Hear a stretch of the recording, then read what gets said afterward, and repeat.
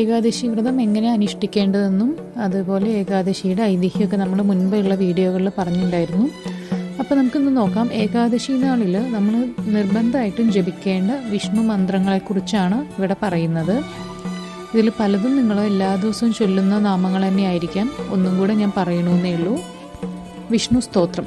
ശാന്താകാരം ഭുജഗശയനം പത്മനാഭം സുരേശം വിശ്വാധാരം ഗഗനസദൃശം മേഘവർണം ശുഭാംഗം ലക്ഷ്മീകാന്തം കമലനയനം യോഗിഹൃദ്യാനഗമ്യം വന്ദേ വിഷ്ണും ഭവഭയഹരം സർവലോകൈകനാഥം. പിന്നെ നിങ്ങൾക്ക് എല്ലാവർക്കും അറിയുന്ന മഹാമന്ത്രമാണ് ഹരേ രാമ രാമ രാമ ഹരേ ഹരേ ഹരേ കൃഷ്ണ കൃഷ്ണ കൃഷ്ണ ഹരേ ഹരേ. വിഷ്ണു ഗായത്രി ഈ മന്ത്രം രാവിലെ മാത്രമേ ജപിക്കാൻ പാടുള്ളൂ.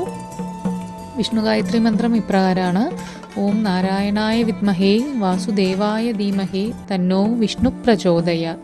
പിന്നെ ഭഗവാന്റെ മൂലമന്ത്രങ്ങളാണ് അഷ്ടാക്ഷര മന്ത്രം ഓം നമോ നാരായണായ, ദ്വാദശാക്ഷര മന്ത്രം ഓം നമോ ഭഗവതേ വാസുദേവായ.